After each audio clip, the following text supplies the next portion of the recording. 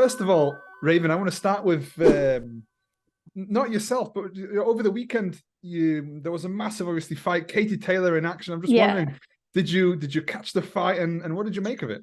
Yeah, I did.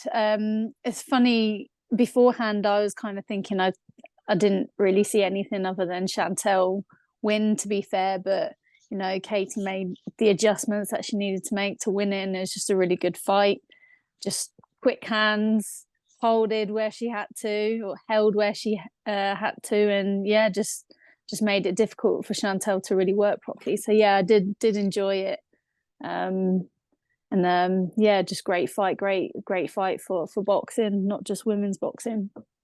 It was a wonderful event, but did you agree with the judges? Because I know there was a controversy about that the knockdown early on in the fight. Did you agree with the end decision? Yeah, definitely. Even with the knockdown, I still think that was a Katie win. Tight, some rounds obviously tight. It depends which way you probably score.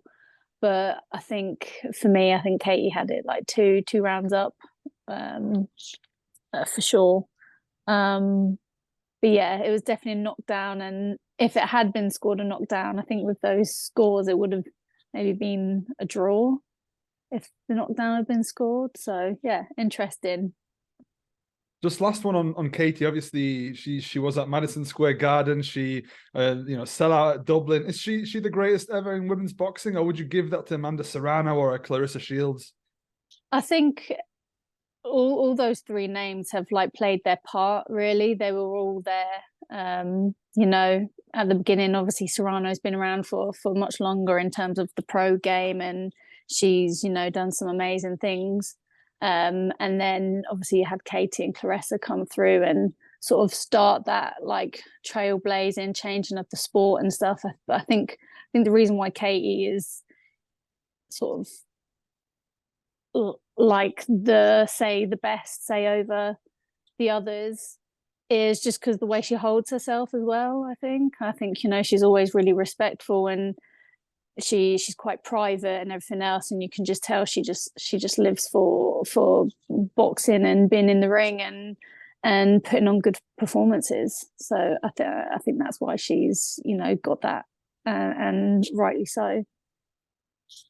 Raven, just turning attention onto you. I was listening to a recent interview that you gave about potentially going to super bantamweight. I'm just wondering how you, because that was about 2 weeks ago. How are you feeling now? Have you changed your mind on the division situation? Where are you at?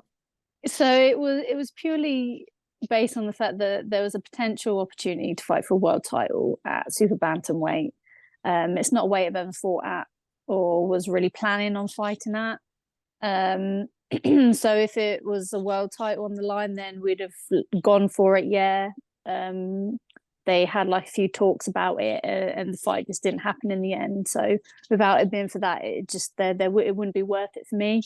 In the sense that featherweight is definitely my weight, and obviously we had to get all the body metrics and everything else checked to see that I could actually make the weight, and I would have to change up my body composition massively to actually do it safely. So for how I walk around naturally, I wouldn't be able to do it. So I'd really have had to change up my training and everything else along it. It would have been hard work, but you have to go where the opportunities were. So there was potential for a little while for a world title, but that didn't go through. So we're staying at featherweight for now.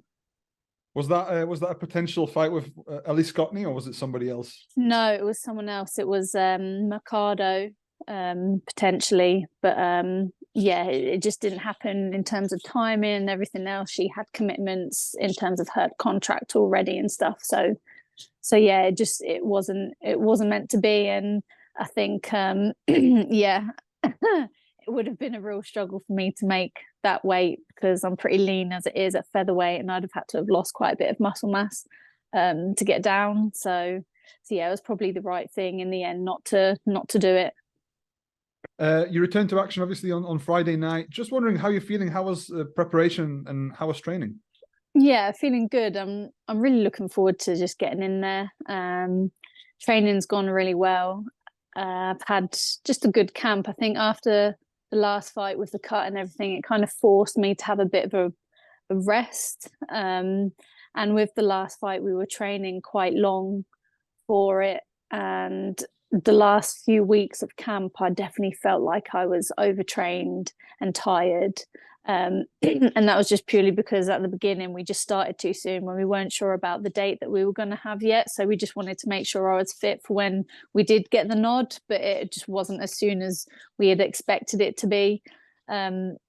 So yeah, just going from the last camp to this one, it's massively, I'm just massively more like on point than I was before. Like I say, I'm not fatigued this time. I don't feel tired. I don't feel drained. We've had a great camp. It's been the perfect time length in terms of training and stuff. And like I say, I had 6 weeks where my coach wasn't letting me sparring after the last fight just to let the cut heal.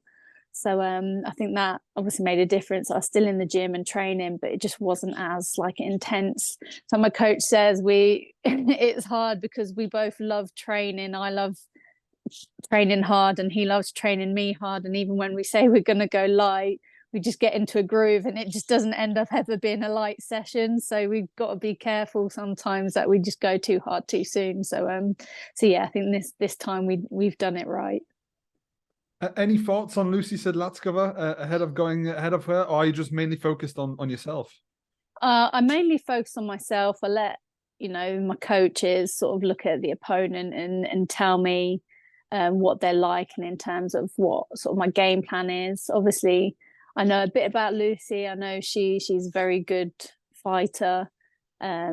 She's only lost to Nina Menke, who's obviously up there in the top 5 as well. So she's going to be a tough opponent, and she's going to be very game and everything else, and so she should be, and that's what I'll expect. I'll expect the very best version of her, and I expect her to bring like a good fight. So yeah, really looking forward to it. And I like having a game opponent. It makes the fight more fun, more interesting, and everything else. Obviously, not looking past the Sedlackova, obviously a tough, as you say, a game opponent. But you've had a wonderful 2023. I'm just wondering, what are you thinking about looking at 2024? What kind of things would you like to achieve in the next year? So obviously next year we'd like to sort of push on to get more of the world honours. We're getting up there. We've defeated some former world champions and had tough opponents. So yeah, that's kind of the next step, and there has been talk about sort of getting that push onto the world honours next year, and that's what we'll be chasing. Would that include obviously Amanda Serrano? I mean, she's holding all the gold, isn't she, at the moment? Yeah. And I know you're friends with Amanda, but is that the opponent you're kind of looking at? Yeah, of course. She's got, like you say, she's got all the gold at the minute. She holds all the belts. So, she's kind of the one to aim for. But then, you've got the other girls in there that also hold, belts. Like I say, you got Nina Menkes, you got Sarah Marfoud, you got Sky Nooks, and they're all really good fights to be made as well. So there's lots of fights there, lots of potential there, other belts to win. And obviously with Amanda, I suppose it all depends what happens obviously with the 12-3s and stuff now. I know the WBC aren't going for the 12-3s, they're sticking at 10-2s. I don't know if Amanda would want to go back to doing 10-2s.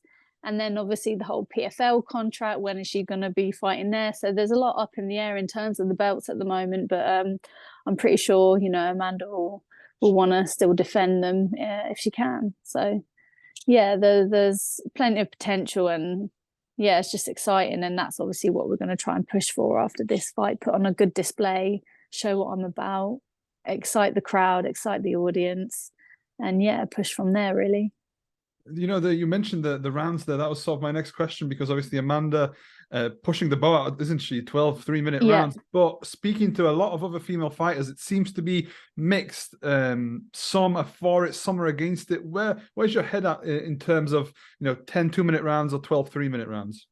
So I think it definitely suits me a lot better. Just that slower pace over the 3 rounds. You find you see it a lot in the women's boxing. It's just non-stop punches, not necessarily technically great in terms of like setting up your work and everything else. It's just about throwing volume, and sometimes the less technical boxers do well in that, because it's just about volume punches. As long as you're fit and you can keep punching, that's all you need to do. Whereas we're a bit more clever, a bit more tactical. We like to set up the work and everything else. But at the same time, because of that non-stop, you can see how, you know, quite a lot of the female fights are exciting, because it's just all action from start to finish. You know, that attention span stays on it because it's 2 minutes, not 3 minutes. So I think there's still a bit of a bridge that needs to be, a gap that needs to be bridged, sorry. And maybe it's about getting it to 12-2s first, then pushing to 12-3s, you know, just getting those championship rounds in there as well. But yeah, I'd definitely be for 12-3s. I think, you know, it's boxing at the end of the day. That's the kind of standard boxing pro rules, if you like. And, you know, it's one of them things, sometimes you could spar amateurs and you got to be like, oh, we're right to do 2 minutes, because, you know, the amateur elite women do 3 minutes. So it's, you know, it's one of them. Last question for me, Raven. I wanted to ask about Frank Warren and your relationship with Frank. I see Frank going on TalkSport doing interviews. He's obviously a massive character, but he's had an absolutely tremendous year as far as, you know, promoting goes. What's your relationship with him like, and what's his vision for you, do you think? Yeah, I have a really good relationship with Frank. You know, he said I've sort of changed his mind a bit on women's boxing, and, you know, that's really humbling that I could do that. And now there's other, you know, women on Queensbury promotions, which is amazing. And yeah, just Frank's just lovely guy, lovely character, and can see, you know, wants to push and try and get the best for me, and so is the team as well at Queensbury.